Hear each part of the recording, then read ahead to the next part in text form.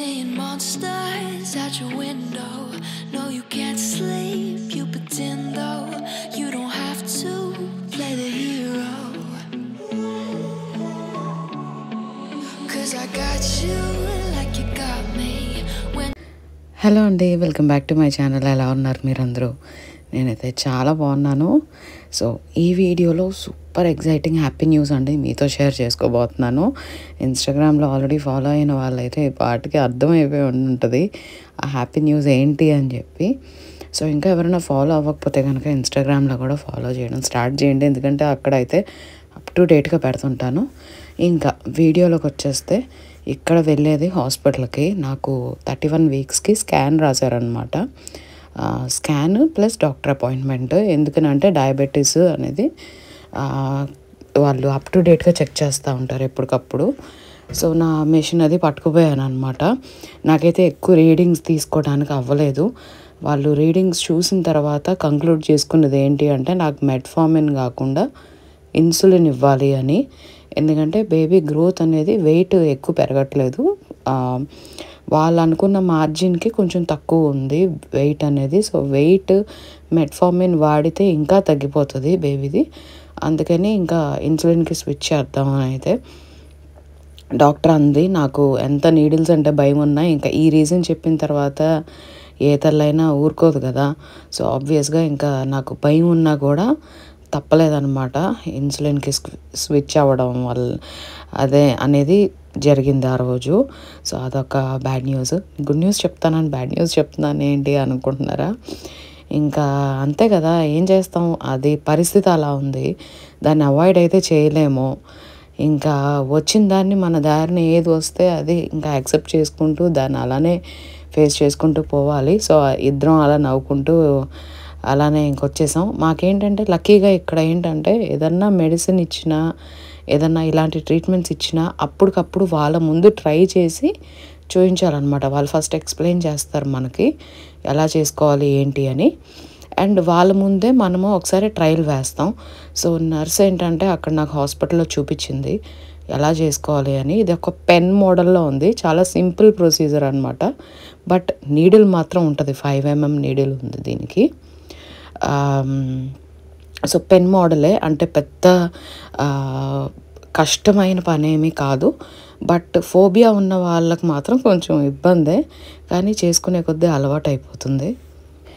నాకైతే నర్సు చూపించగానే చాలా టెన్షన్ అనిపించింది. నా చేతిలో పెట్టి ఇప్పుడు నీకు నువ్వే చేసుకోవాలి అని అనగానే నాకు అసలు ఏ పార్ట్ పని చేయలేదన్నమాట. బట్ చేసుకున్నాను, ఇంకా స్లోగా అలవాటు అయిపోయింది. నాన్ ఇండియన్ అటైర్లో స్వీడిష్ సిటిజన్షిప్ తీసుకోవడానికి వెళ్తున్నాడు ఇప్పుడు. చూద్దాం ఏముంది, వచ్చేసి ఉంటుంది.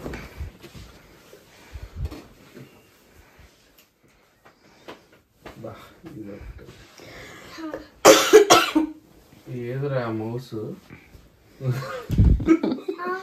అదే ఇందులో వచ్చింది. అవును కరెక్టే, ఇదేంటి రావట్లే. ఓకే 2 minutes అయిపోతుంది. నేను కూడా వీళ్ళతో పాటే తీసుకున్నాను. ఓకే ఇది బాగానే రన్ అవుతుంది. సర్వర్ క్లోజ్ చేస్తాను. ఏముంది ఇప్పటికిప్పుడు అంటే వీళ్ళకి వచ్చినట్టు ఇన్విటేషన్ రావాలిగా. నేను ఇది ఇక్కడ పెడతాను.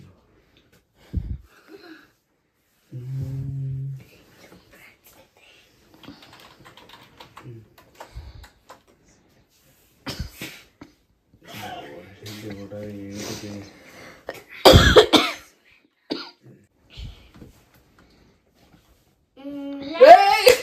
అయిపోయింది. వావ్,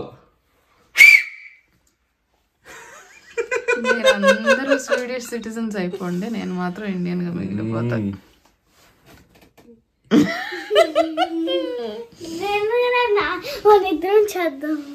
ఏంటి నువ్వు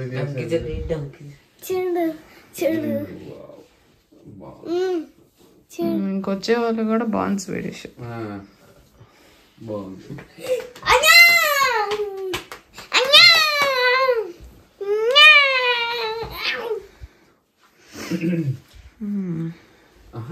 సెంట్ ఈరోజు అరే 15th చేశారా అంటే నేను పనిలో పడి 15th చూసుకోలేదు అనమాట. కానీ గుడ్ న్యూస్ ఏంటంటే ఈయనకి స్వీడిష్ సిటిజన్షిప్ వచ్చింది. సో ఇంకా అఫీషియల్గా ఇంట్లో ఈయన పిల్లలిద్దరూ అండ్ రాబోయే బాబు కూడా బార్న్ స్వీడిష్ అనమాట. ఇంకా ఇక్కడ వాళ్ళు అయిపోతున్నారు. ఒక్క నేను తప్పితే నేను ఒక్కదాన్ని ఇంక ఇండియన్గా మిగిలిపోతున్నాను అనమాట. ఇక్కడ చాలామందికి డౌట్ రావచ్చు నాకెందుకు రాలేదు అది ఇదని చెప్పి.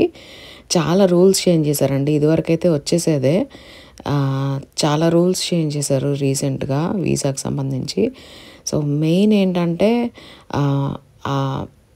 జెంట్స్ అయినా లేడీస్ అయినా ఎవరైనా కూడా వర్క్ చేసి ఉండాలి అండ్ 18 months ట్యాక్స్ కట్టి ఉండాలి గవర్నమెంట్కి వర్క్ చేసి. సో అదైతే నేను చేయలేదు కాబట్టి నాది హోల్డ్లో ఉంది. నాకైతే మామూలుగా స్టే చేయడానికి రెసిడెన్స్ పర్మిట్ అదంతా మామూలుగానే ఇస్తూనే ఉంటారు. అది ఎవరు అదంతా ఏం కాదు. ఓన్లీ థింగ్ ఏంటంటే పర్మనెంట్ రెసిడెన్సీ అండ్ సిటిజన్షిప్ అనేది నాకు రావడానికి టైం పడుతుంది. వన్స్ నేను జాబ్ తెచ్చుకుని నేను 18 months ట్యాక్స్ పే చేసి అప్పుడు కానీ నాకు వాళ్ళు కన్సిడర్ చేస్తారు పిఆర్ హోల్డర్కి. ఆ తర్వాత నేను సిటిజన్షిప్కి అప్లై చేయడానికి అవ్వద్ది. సో ఇక్కడ మళ్ళీ ఫెసిలిటీస్ ఏమైనా తేడా ఉంటాయంటే లేదు. మనకేం ఫెసిలిటీస్ ఉన్నాయో సిటిజన్షిప్ హోల్డర్స్కి కూడా అవే ఫెసిలిటీస్. మెయిన్ కావాల్సింది ఏంటి మనకి హాస్పిటల్ ఇవి అండ్ స్కూలింగ్ రెండు కామన్గానే ఉన్నప్పుడు ఏది పెట్టుకుంటే ఏం ఉపయోగం.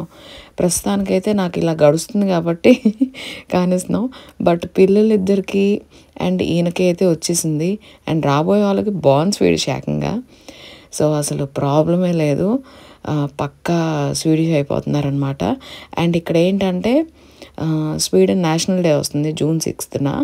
ఆ రోజు ఏంటంటే ఈ ఇయర్ తీసుకున్న సిటిజన్షిప్స్ తీసుకున్న పీపుల్ అందరికీ కలిపి ఒక పార్టీ లాగా అరేంజ్ చేస్తారనమాట. ఇది అరేంజ్ చేసేది కూడా కమ్యూన్ వాళ్ళు ఇంటి దగ్గర ఉన్న కమ్యూన్ వాళ్ళు అరేంజ్ చేస్తారు ఒక ఏరియాలో ఫంక్షన్ అనేది. సో అక్కడ ఏంటంటే పేర్లు చెప్పి మరి పిలిచి స్టేజ్ దగ్గరికి సర్టిఫికెట్స్ లాగా ఇస్తారనమాట. సిటిజన్షిప్ సర్టిఫికెట్స్ ఇస్తారు అండ్ ఫీకా అంటే లైక్ ఫుడ్ అదంతా ఉంటుంది, డ్రింక్స్ ఉంటాయి. సో అలాగా పార్టీ చేసుకుంటారనమాట. సో దానికి ఫస్ట్ పిల్లలిద్దరు ఆల్రెడీ అయిపోయారు లాస్ట్ ఇయరే. సో వాళ్ళిద్దరికి ఇన్విటేషన్ వచ్చింది. ఇంకా May 17th లాస్ట్ డే అనమాట. అది పంపించడానికి మనం వస్తున్నాము అటెండ్ అవుతున్నాము ఆ ఫంక్షన్కి అని చెప్పి మనం పంపించాలి. అండ్ మనతో పాటు ఎంతమంది గెస్ట్స్ వస్తున్నారు అనేది కూడా మనం పంపించాలన్నమాట. సో అది మేము పిల్లలకి పంపించేసాం టైం అయిపోతుంది కదా అని. ఈయనకి లాస్ట్ మినిట్లో వచ్చేసరికి ఇంక అప్పటికప్పుడు ఆన్లైన్లో పెట్టేశారనమాట. సో చూడాలి ఎలా జరుగుద్దని డెఫినెట్గా అయితే వ్లాగ్ చేసి మీతో షేర్ చేసుకుంటాను. అండ్ ఇంకో విషయానికి వచ్చి ఒక విషయం నేను షేర్ చేసుకోవాలనుకున్నాను ఈ వ్లాగ్లో ఏంటంటే చాలామంది అనుకుంటున్నారు ఏమంటే ఎప్పటి నుంచో చేస్తుంది, ఇంకా అదే నెంబర్ ఆఫ్ వ్యూస్ ఉన్నాయి, అదే నెంబర్ ఆఫ్ సబ్స్క్రైబర్స్ ఉన్నారు, అలానే నడుస్తుంది, బట్ ఈ అమ్మాయి మాత్రం వ్లాగులు చేయడం ఆపట్లేదు అని.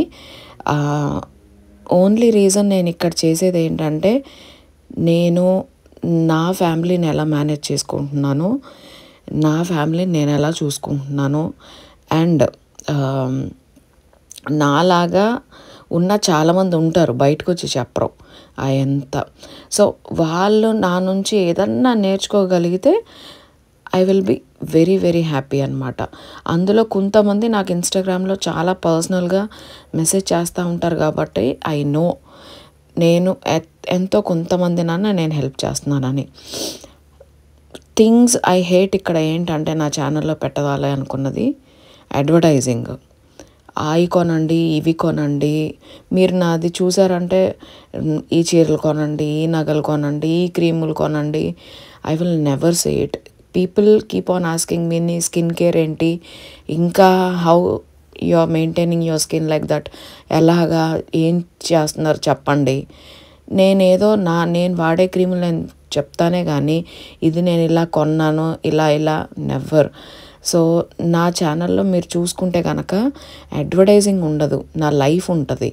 సో నేను ఇక్కడ ప్రిటెండ్ చేసుకుంటూ ఏదో యాక్ట్ చేసుకుంటూ జనాల కోసం లేకపోతే షో ఆఫ్ చేయడానికో లేదంటే డబ్బుల కోసమో నేను చేయట్లా.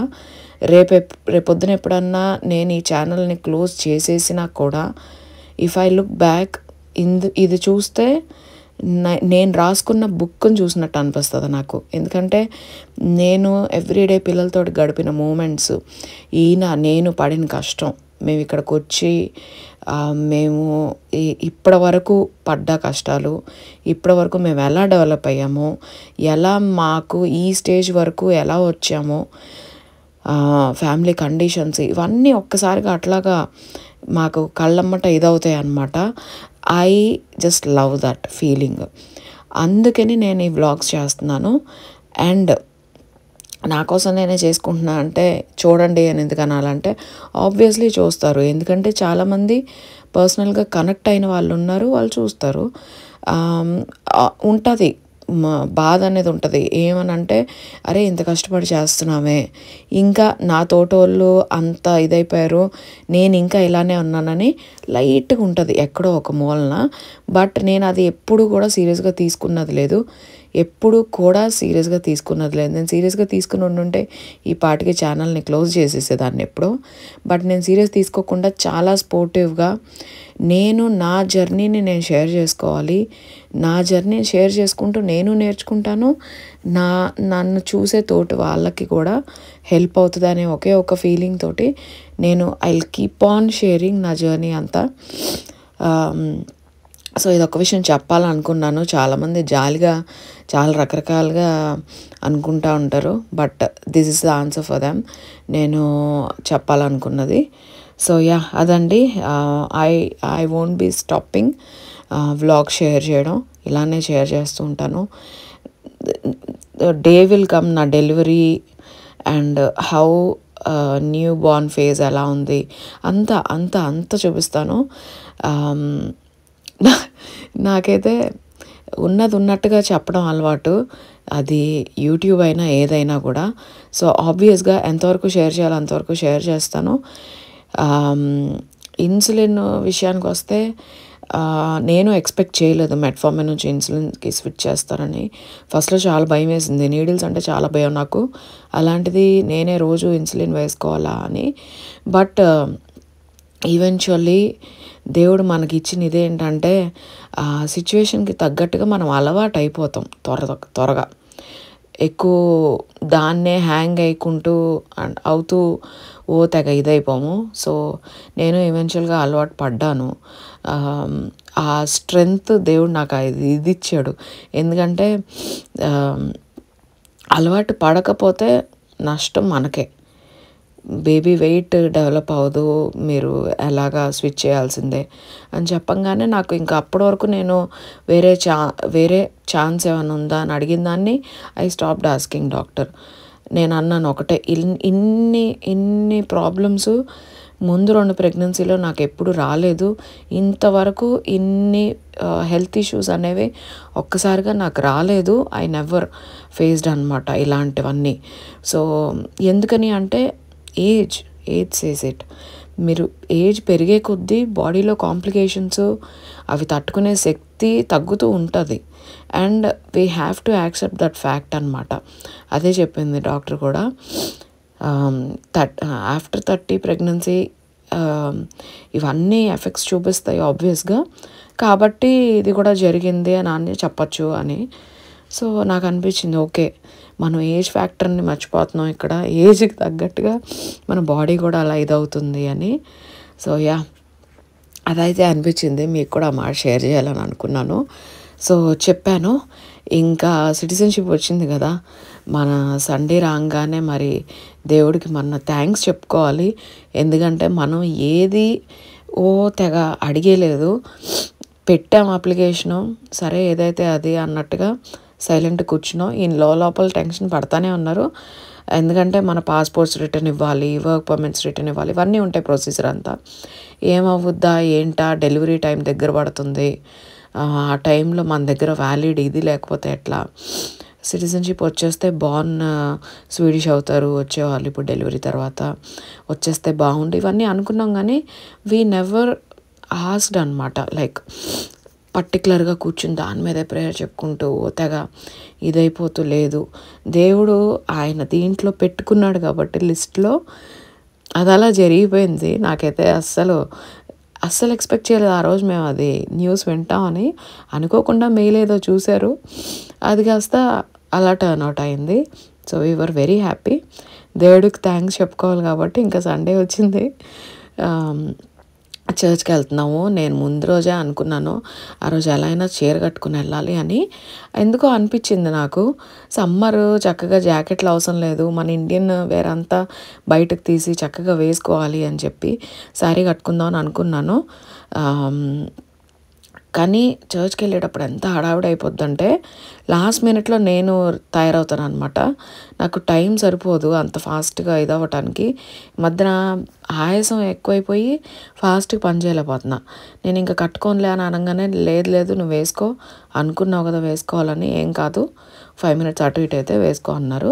బట్ లక్కీగా చూడండి కరెక్ట్ టైంకి వెళ్ళాం అనమాట. వెళ్ళి చూడంగానే అదే రోజు చాలామంది పిల్లలకి చర్చ్లో ఫస్ట్ కమ్యూనియన్ చేస్తున్నారు. సో చర్చ్ అంతా చక్కగా అందంగా డెకరేట్ చేశారు, పిల్లలందరూ ఎంత ముద్దుగా ఉన్నారో ఫస్ట్ కమ్యూనియన్ తీసుకుంటూ. అసలు చాలా బాగా అనిపించింది. వెళ్ళి చూడంగానే షాక్ అయ్యాం.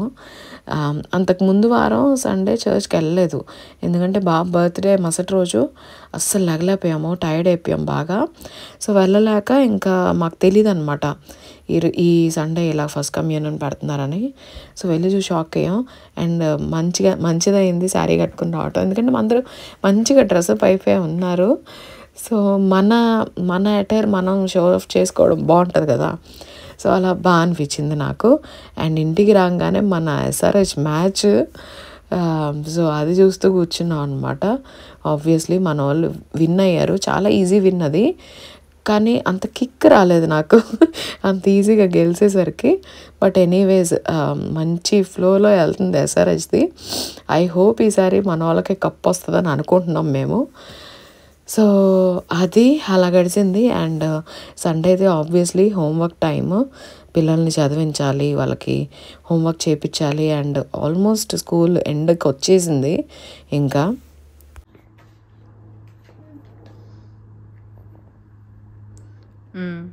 అంతే. Next question.